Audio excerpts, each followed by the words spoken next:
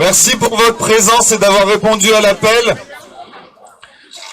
Je suis Sébastien Bayeul et je fais partie du CRID, qui est un collectif d'associations de solidarité internationale, qui est principalement impliqué sur les questions de migration, qui a coordonné notamment l'année dernière les États généraux des migrations en réponse à la loi Asile-Immigration.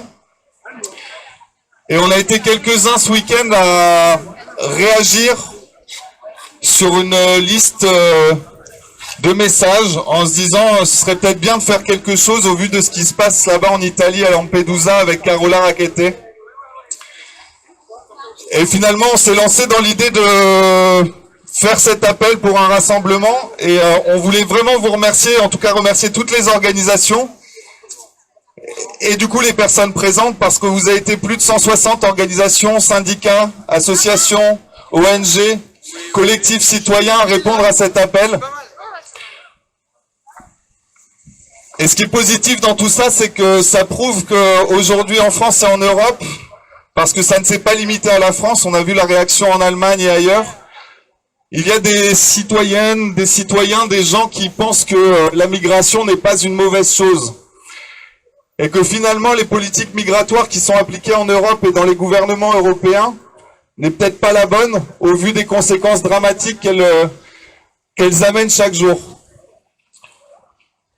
Du coup, on est là en soutien bien sûr à Carola Rackete, mais plus globalement à toutes les personnes exilées qui un jour choisissent de quitter leur pays pour des raisons politiques, des raisons économiques, des raisons climatiques, peu importe la raison qui fait qu'on est amené à migrer. Parfois c'est un choix, parfois ça ne l'est pas. Mais en tout cas, on doit être en capacité de les accueillir. Et aujourd'hui, clairement, on est face à une crise des politiques migratoires. On n'est pas face à une crise migratoire, comme on veut nous le faire comprendre. Du coup, on aura quelques prises de parole d'associations, de représentants d'ONG, mais aussi de personnes qui ont vécu ces situations de migration. Et je propose à Céline de prendre la main. Bonjour à tous. Donc effectivement, on a été un petit groupe d'associations ce week-end à se dire qu'il fallait se mobiliser. Et vous avez été plus de 160 organisations à signer. Autant vous dire que pour nous tous, c'est une grande victoire de pouvoir ensemble, premièrement, fêter la libération hier de Carole, parce que ça a été vraiment la bonne nouvelle de la soirée.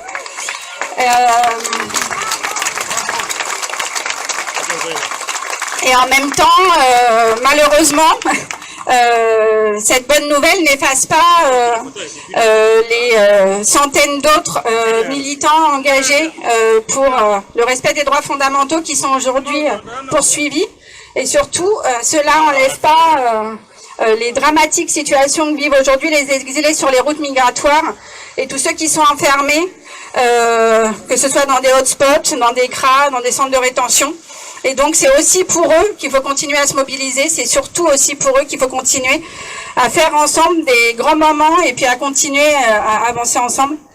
Donc sur les 160 organisations, effectivement, c'était un peu compliqué de décider ou de choisir ou de voir qui allait prendre la parole. Pourtant, il a bien fallu à un moment donné faire des choix. On a essayé de laisser la parole principalement aux premiers concernés, à ceux qui sont confrontés au quotidien dans leur mobilisation à la criminalisation de leurs actes. On va commencer notamment par Marine et Clarisse.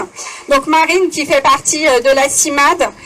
CIMAD qui est membre du collectif Délinquants Solidaires, qui va nous dire quelques mots sur la question du délit de solidarité en France, et Clarisse qui fait partie de Solidarité Migrants Wilson et qui va nous parler plus spécifiquement de la criminalisation sur Paris. Donc je voulais profiter de ce rassemblement pour parler de ce qui se passe ici à Paris, parce que la criminalisation des aidants, elle se passe malheureusement en Méditerranée, elle se passe sur tout le territoire européen et en France, et à Paris spécifiquement, on y échappe Pas du tout. Les campements, les conditions sont de plus en plus terribles. C'est repoussé en dehors de la ville et les gens, pour le dire rapidement, parce qu'il faut parler rapidement, mais sont tous en train de crever les uns après les autres. Et on connaît une répression des aidants qui est de plus en plus marquée ces derniers temps, avec des intimidations, notamment de la police sur les maraudes, qui se fait de plus en plus pressante, et avec des maraudes, les gens donc qui distribuent à manger et des biens de première nécessité qui sont entourés par la police, entourés par des gazeuses dont on prend l'identité et qu'on essaye de décourager de plein de manières. Et ceci se fait, c'est accéléré depuis que la ville de Paris a annoncé la mise en place d'une charte pour encadrer l'aide. L'aide qui heureusement se fait sur le terrain, où il y a des dizaines de milliers de personnes qui sont relayées depuis 2015 pour donner à manger aux gens et pour donner l'autorisation, ce qui veut dire aussi la non-autorisation éventuelle de donner à manger et à boire à des gens qui crèvent de faim et qui crèvent de soif. On a rencontré, donc on fait une campagne contre ça parce qu'on a le droit de donner à manger et à boire. Voilà, quelles que soient les circonstances, et sans être intimidé et sans avoir peur de finir emprisonné. On a rencontré la ville de Paris la semaine dernière, qui semble revenir en arrière et pas plus de charte, mais de guide de bonne conduite. N'empêche que ce document vient de sortir et qui dit que si on respecte pas un certain nombre de principes, notamment le fait d'avoir un camion frigorifique, etc., on est passible de sanctions.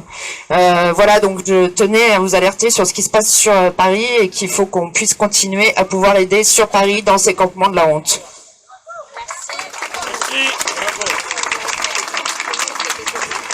Merci Clarisse. Bonjour à toutes et à tous. C'était l'occasion de vous dire deux mots sur le collectif Délinquants Solidaires. Il y en a peut-être certaines qui connaissent. C'est un regroupement d'une 60aine d'organisations en France qui travaillent depuis plusieurs années sur la question du délit de solidarité. Qui travaille à la fois sur évidemment les articles qui ont fait dernièrement beaucoup débat sur ce qu'on appelle l'aide à l'entrée, à la circulation et au séjour de personnes dites en situation irrégulière. On a beaucoup parlé de ce qui se passait aux frontières, notamment à la frontière franco-italienne, que ce soit dans la vallée de la Roya, mais aussi du côté de Briançon. Il y a des personnes qui sont toujours aujourd'hui même intimidées, poursuivies, voire condamnées pour leurs actions de solidarité, que ce soit des maraudes en montagne en pleine nuit, en hiver, pour s'assurer que des personnes ne meurent pas, ce qui est déjà malheureusement arrivé. Mais on a aussi essayé de donner de la visibilité à ce qu'on appelle le délit de solidarité de manière plus large et qui en fait recoupe toutes les intimidations qui peuvent être mises en place à la fois par les autorités mais aussi par les collectivités pour empêcher et entraver la solidarité par le code de la route, par le code de l'urbanisme, par outrage à agents, etc., etc.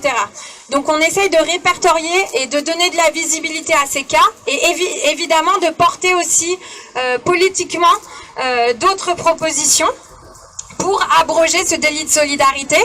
Et je vous invite à suivre le site délinquant, tout attaché avec un S, délinquantsolidaire.org demain, puisqu'on va sortir un guide qui s'appellera Délit de solidarité, le guide, et où vous verrez ces 16 fiches qui vont permettre à des citoyens, citoyennes, militants, militantes, toutes les personnes, d'avoir des informations sur le cadre légal, des conseils et des expériences passées en termes de mobilisation. Qu'est-ce que je risque? Est-ce que j'ai le droit de transporter, etc. Donc je vous invite à aller voir ça demain et à le diffuser largement. Voilà, merci beaucoup. Bravo. Merci Marine, merci Clarisse. Maintenant, on va demander à Traoré du CISPM, Collectif des Sans-Papiers 75, d'intervenir notamment sur la question de la criminalisation. Merci. Bonjour tout le monde. Donc moi, je suis Aline Traoré du Collectif des Sans-Papiers de Paris et de la Coalition internationale des sans-papiers migrants. Donc, un 5 disait que le monde est dangereux à vivre, pas parce qu'à cause de ce qui va mal, mais à cause de ce qui regarde et laisse faire. Desmond Tutu, sud-africain, disait, si tu es neutre en situation d'injustice, c'est que tu as choisi le camp de l'oppression. Donc nous voilà aujourd'hui devant une injustice des politiques européennes. Parce que aux portes de l'Europe aujourd'hui, beaucoup de personnes migrantes meurent, alors que dans les territoires de l'Europe, laisser une personne sans le secourir, le non-assistance de personnes en danger est une chose répréhendée, alors que quand on essaie de sauver des personnes, ils sont arrêtés par délit de solidarité. Et ça, c'est pas normal. Il faut le combattre, cela. Donc nous, on rappelle que nous sommes des gens qui fuient la guerre, qui fuient les misères en Afrique. Et la plupart du temps, c'est causé par les chancelleries occidentales qui exportent les guerres en Afrique. Et ces réfugiés, à la recherche d'un avenir meilleur, quand ils viennent aux portes de l'Europe, ne sont pas accueillis. Nous nous demandons un accueil inconditionnel de tous les sans-papiers et de tous les migrants. Parce que nous sommes là, parce que nous subissons les injustices. L'injustice climatique qui frappe l'Afrique aujourd'hui. Et nous demandons qu'à l'Europe, qu'il fasse sa part en accueillant les migrants, en accueillant les sans-papiers. Donc nous demandons aussi que ceux qui sont là pour aider ne soient pas condamnés, parce que le droit de sauver une personne est un droit universel pour tout le monde. Merci.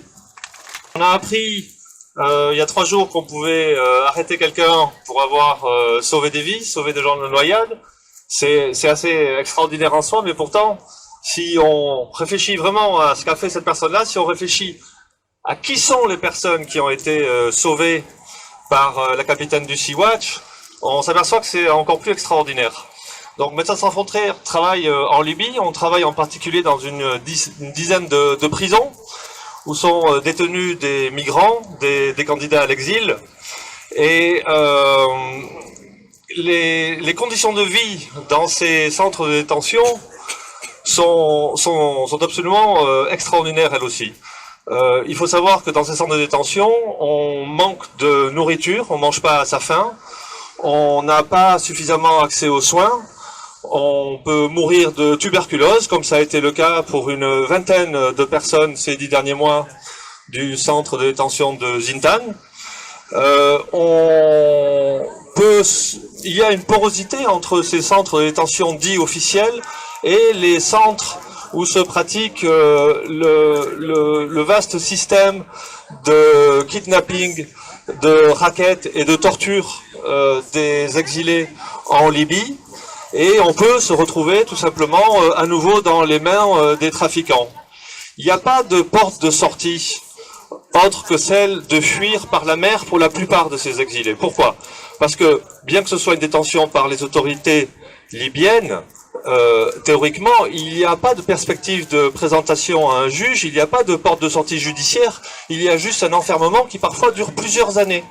Comme c'est le cas en particulier pour ceux qui ne peuvent pas rentrer chez eux, parce qu'il faut savoir que la majorité des gens qui sont aujourd'hui dans des centres de détention sont des personnes qui ont fui soit des pays en guerre, soit des régimes totalitaires extrêmement violents, comme l'Érythrée, comme la Somalie, comme le Soudan, comme certaines parties du Nigeria.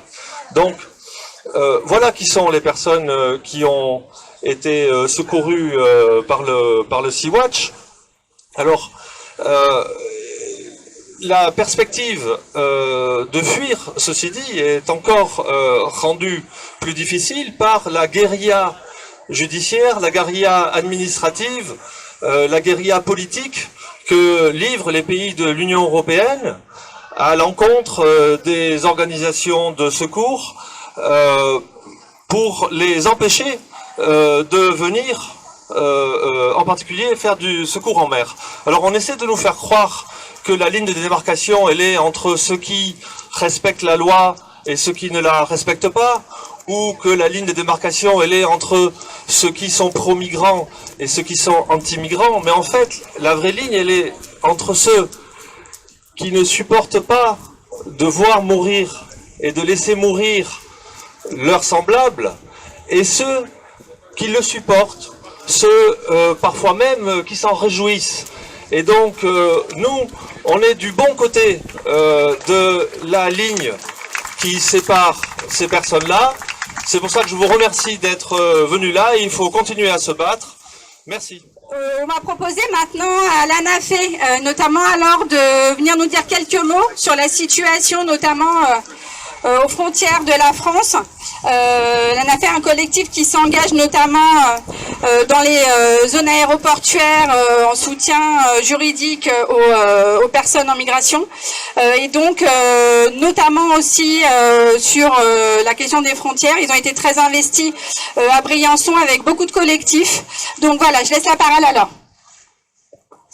Bonsoir, merci d'être nombreux. Cette mobilisation, elle est effectivement absolument nécessaire, puisque pour se protéger d'un soi-disant risque migratoire, l'Europe présente les personnes exilées comme une crise qu'il faut combattre en multipliant les entraves à la mobilité et en criminalisant de plus en plus les personnes migrantes, les solidaires, et en militarisant de plus en plus ces frontières. Pourtant, c'est bien une crise des politiques migratoires nationales et européennes que nous, militants des droits humains, contre laquelle nous, militants des droits humains, devons lutter. Les premières victimes de ces politiques criminelles, car on parle bien de politiques criminelles, sont avant tout les personnes exilées et de plus en plus les solidaires. En termes de violation des droits, de déshumanisation des personnes, de criminalisation des étrangers, de criminalisation des solidaires et de fermeture de ses frontières, la France n'a absolument rien à envier à l'Italie. En effet, concernant le contrôle de ses frontières, la France commet quotidiennement des violations des droits, déshumanise complètement les personnes migrantes. C'est le cas quotidiennement dans les zones d'attente où des milliers de personnes sont enfermées chaque année, c'est-à-dire dans les ports, dans les aéroports français. Mais c'est aussi le cas quotidiennement aux frontières internes. C'est à la frontière franco-espagnole et tout particulièrement à la frontière franco-italienne, où quotidiennement ce sont des refoulements à chaud, un refus de prise en charge des mineurs, des refus d'enregistrer les demandes d'asile, des privations de liberté qui sont absolument illégales, des traitements inhumains et dégradants, et une multiplication des condamnations des solidaires. Tout ça pour vous dire que de nouveaux procès sont à venir en France, en Italie, en Europe. Notre mobilisation n'a jamais été autant nécessaire, car il ne sera jamais inutile de le rappeler. Migrer est un droit et la solidarité n'est pas un délit. Merci. Alors, Médecins du Monde, comme beaucoup d'autres, comme tout le monde ici, se réjouit bien évidemment de la libération de Carola Rackete. C'est une victoire, mais le combat est loin, très loin d'être terminé. Le problème de fond, c'est le sauvetage de milliers de personnes qui se noient et meurent en Méditerranée. Le problème de fond, c'est l'attitude des gouvernements européens qui se rétractent, se ferment et externalisent leurs frontières. Leur problème de fond, c'est rendre impossible la mission de secours en mer des ONG. Le problème de fond, c'est la criminalisation de ces acteurs que l'on dit complices des passeurs. Le problème de fond, c'est le renforcement des gardes-côtes libyens. Le problème de fond, c'est le marchandage indigne entre gouvernements pour accueillir 42 migrants. Comment en est-on arrivé à cette dégradation en à peine 4 ans? Comment ce qui était normal et légitime est devenu héroïque et criminel? Comment le droit et les déontologies sont sciemment bafoués par le politique? Comment accepter les répercussions médicales, somatiques et psychologiques sur ces personnes de cette violence d'État intentionnelle et délibérée? Je remercie ces deux femmes, Carola Rackete et Pia Klemp, d'avoir suivi leur code de conduite et de valeurs et d'avoir par là même désobéi aux injonctions de ceux qui choisissent en réalité de condamner à mort ces personnes plutôt que de les accueillir.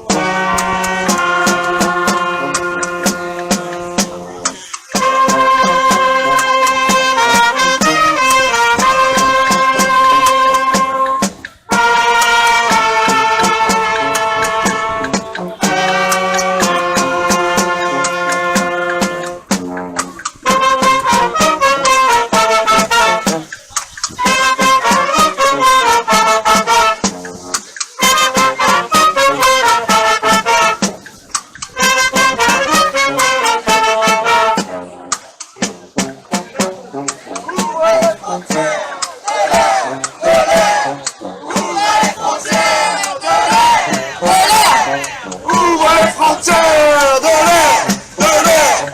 Ouvre les frontières de l'air, de l'air. Ouvre les frontières de l'air, de l'air. Ouvre les frontières.